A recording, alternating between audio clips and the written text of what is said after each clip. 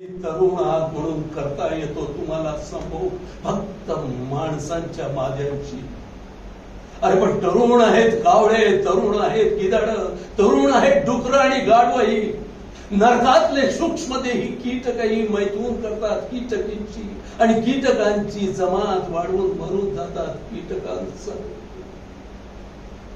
देहभोगाच्या या आंधळ्या दलदलीतून उठून मारायला एक माणूस ज्याने चिरून काढलं आपलं शरीर आणि आकाशातल्या नक्षत्रावर त्या रक्ताचं शिंपण करीत तो ओरडला, कुणी आहे का?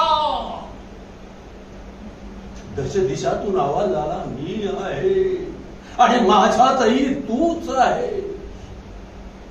या आश्वासनाचा सोमरस पिऊन त्याने सूर्याच्या चक्रावर कातून काढले एक नवीन विश्व, ज्यात मरकटांची झाली माणसं, अक्षरांचे झाले मंत्र, स्वरांचं झालं संगीत आणि जनावरी जीवनाच्या खडकावर उभं राहिलं एक विराट सुंदर असं देवालय, ज्यात माणसाला सापडला ईश्वर आणि अनिकेत ईश्वराला सापडलं त्याचं घर.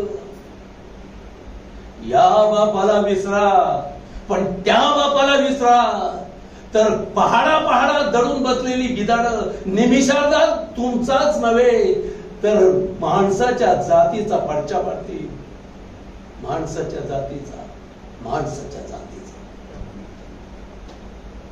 To be or not to be, that is a question.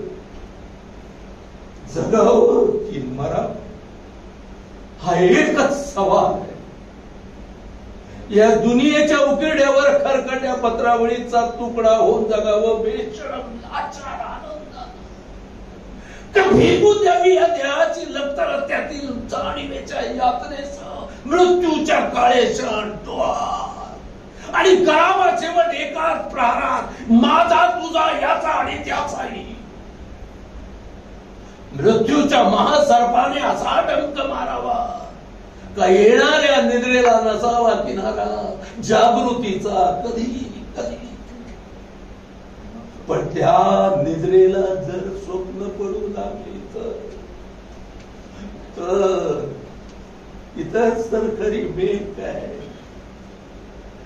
जुन्या आठवणींच्या जुन्या अनोळखी प्रदेशात आपल्याला प्रवेश करता येत नाही म्हणून आम्ही सहन करतो जुनं जागेपण, सहन करतो प्रेताच्या निर्जीवतेने अभिमानावर होणारे बलात्कार, अस्तित्वाच्या गाभाऱ्यात असलेल्या सत्वाची विटंबना आणि अखेर करुणेचा कटोरा घेऊन उभे राहतो आमच्या मारेकऱ्यांच्या दाराशी.